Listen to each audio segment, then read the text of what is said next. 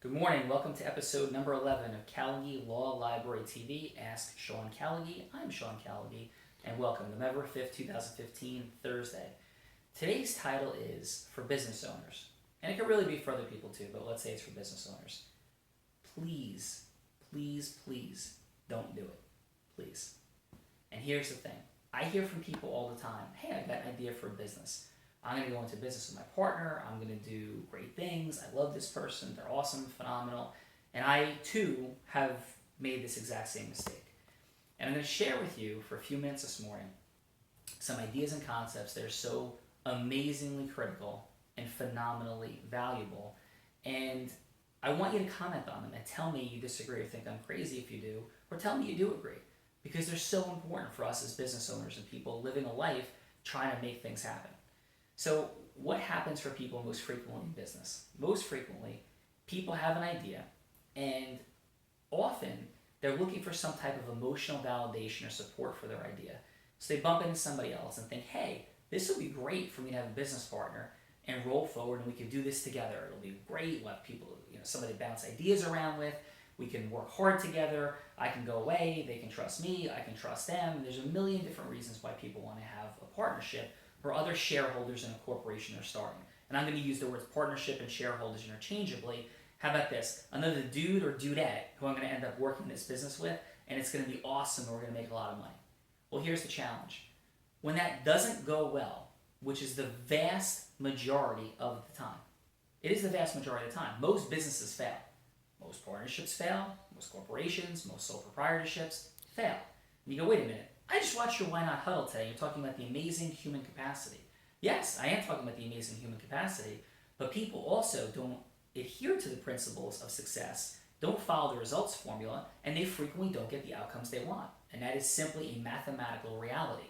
It's not what should happen, it's what does happen because we don't believe in our human capacity, we don't follow through, we don't follow our success formula, so we have challenges. So what happens? I'm going to tell you a couple of very quick stories. But first, let me share the general principle. The general principle is that people do not want to pay lawyers. I don't want to pay lawyers either. I don't like paying for legal fees. There's something, and other people don't either. There's something amazingly frustrating or upsetting for people about the concept of paying for lawyers. So what happens is this. People will often start their business and they'll consult with an attorney and they'll talk about the idea of what it's going to cost to draft contracts, to draft bylaws, shareholder agreements, operating agreements, and they'll go, oh my God, I'm not doing all that. And here's the reason that people are not doing it. They're not doing it because in the back of their mind, all this excitement and energy and positive things they have, they're afraid it's not going to work. So if I go out and spend $2,000, $5,000, $10,000, $15,000, $20,000, some number on legal fees and consulting fees for getting this all worked out, how we're going to do this amazing business, what if it doesn't work? I threw that money away. Do I really have to spend that money? So that's the initial question that people have up front. Do I have to spend that $1,000 to $20,000, let's say, maybe even in a crazy situation where it's a large corporation, multiple shareholders, tons of money that is pouring into this. Maybe people spend $50,000. I guess maybe even in larger corporations some more than that. But let's keep it into the more normal small business realm of a few $1,000s in legal fees that it might take to get this off the ground. Maybe even reaching five figures, 10 grand. And people are like, I don't want to spend that, right? So let's flip it over to the other side. Let's talk about what happens when it goes wrong. Well, I had the privilege of working on one of the more unique cases, I would say, in America in 2014, and it was a case called the Sheldon case. And that was a case where some folks got together, incredibly talented, well-meaning folks, and there's a transcripts of this that are in the court system that you can access as articles about this case. It ended up being the fourth largest jury verdict in the state of New Jersey, and the 65th or 66th largest in America in 2014, where it ended up for an excess of $33 million jury verdict. And this was a business that was started by, again, very well-meaning people who, by the way, did think about some of the issues of what they were going to do and what their agreements were going to be. So I'm not using it as an example for not thinking up front, because these were, again, well-intentioned, well-meaning people, but to show you how badly things can go. So these four people get together to create a business. Several of them were successful entrepreneurs going into the transaction previously, had long-standing, amazing business success, and they end up having a lawyer that comes in with them for the deal, who's got fiduciary duties, a law license, somebody conceptually that you should be able to trust as somebody who's going to be a business partner. And as this business went along, it grew, and it grew amazingly. They were doing legal funding. They ended up funding close to $100 million into lawsuits of varying sizes for plaintiffs and for lawyers that needed, funding. And this was an amazing business. They rocketed onto the scene. It was incredible, the things that were going on. Well, guess what happened? The lawyer who was involved is now sitting in federal prison for 30 months. And he's sitting in federal prison for 30 months because he admitted to and pled guilty to being paid kickbacks for an outside brokerage firm to approve deals. And the jury found that these deals, and this is in a civil trial, weren't good deals. They knew that these weren't good deals and whacked the people involved for a combined $33.8 million jury verdict, including $8 million in punitive damages. So why do I bring up this story? Well, first, to hopefully give you the idea that I've seen crazy things that have happened, and I've been involved. And throughout that entire case, it was remarkable to me, the human capacity for greed. The person that is in prison right now was being paid a $250,000 salary. He was in his early 30s. He had every reason, every motivation to be doing things correctly, to build this business. And on top of it, he ends up getting paid close to $1 million in kickbacks. I think it was over $1 million. He pled guilty to 800 some odd thousand. I think at the jury trial, if I recall correctly, proved it was well in excess of $1 million. I'm forgetting the exact numbers, but it was a lot of money. So why do I bring this up? I bring it up because when everybody sat back and thought about starting this business, nobody thought that was even remotely possible. I'm involved in a case right now in Arizona, the Wachanski case.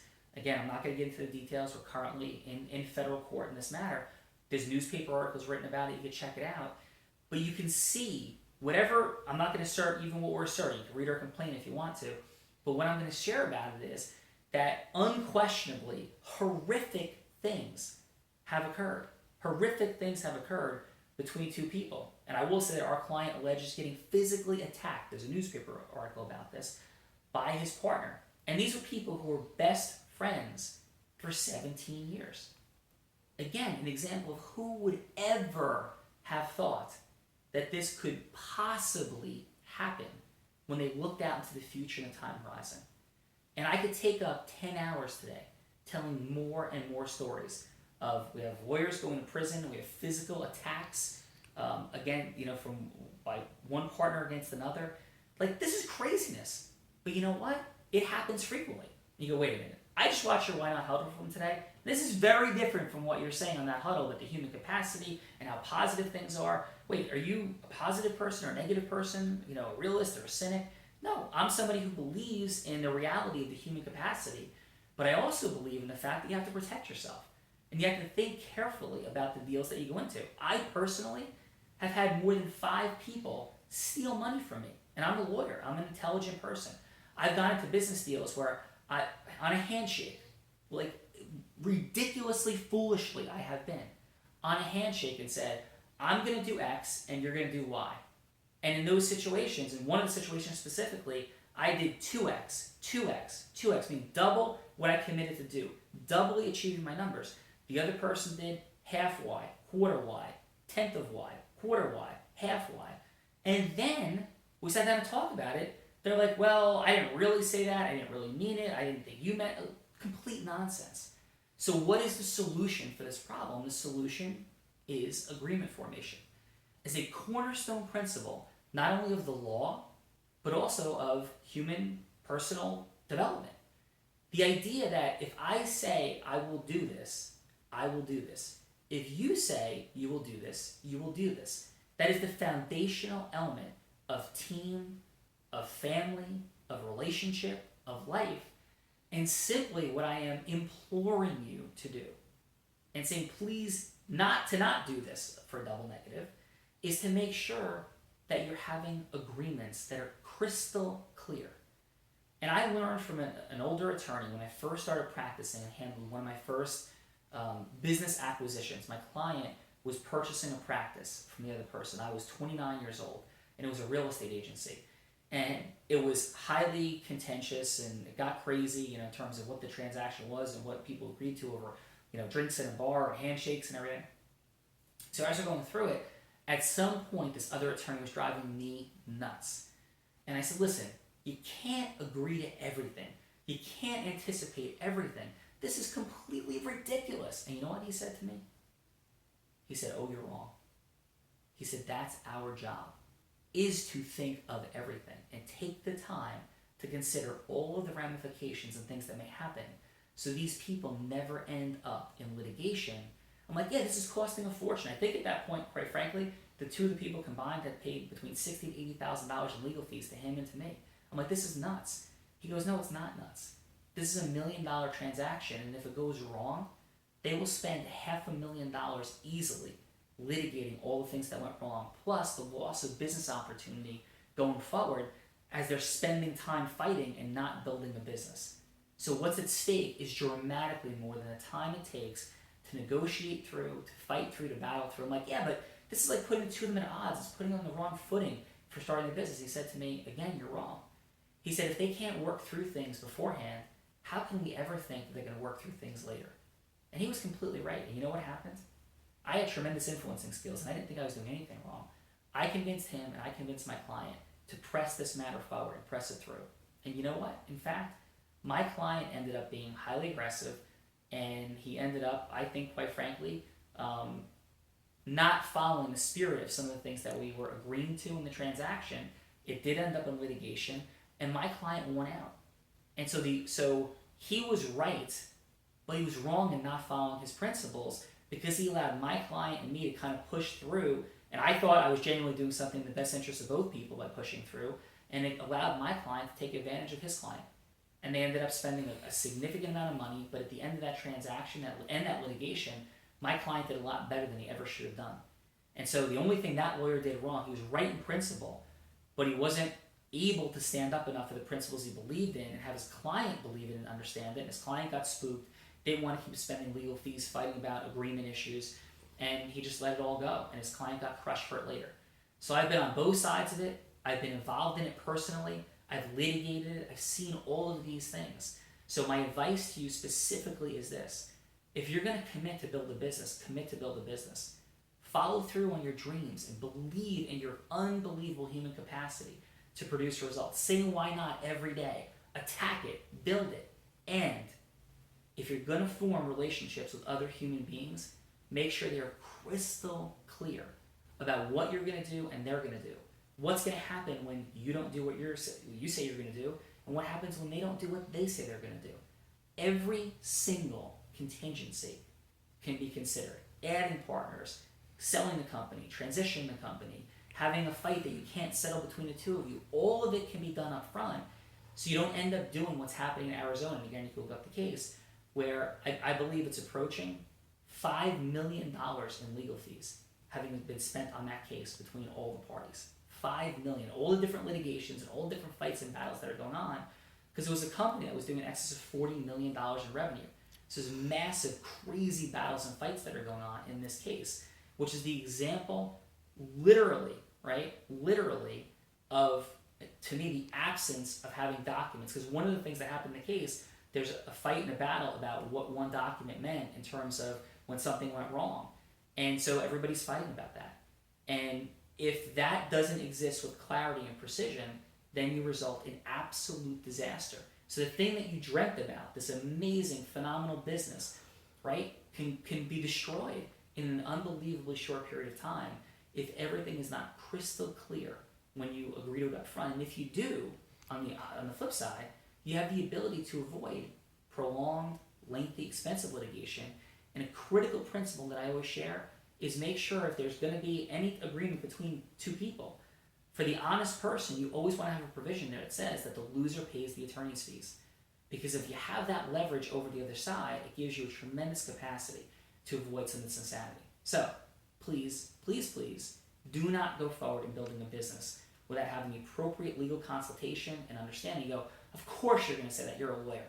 Well, listen, either you believe me or you don't, but look up the insane things that happen between family. Whichever came to another case right now where a sister and a father are suing their brother and his wife. It happens every day. Every day. It destroys families. It destroys people. Have solutions up front. Ask the difficult questions. Tackle the difficult issues. Come here every day. Watch Callagy Law Library TV. Ask Sean Callagy. Send us your question. Post your comments. We'll deal with any legal questions and issues that we can. We're here to give you legal advice. Here to help you fight against being involved in protracted, uncomfortable, negative, painful litigation processes. And watch the Why Not Huddles every day. Awesome one today. November 5th, 2015. Have a great day. Thanks.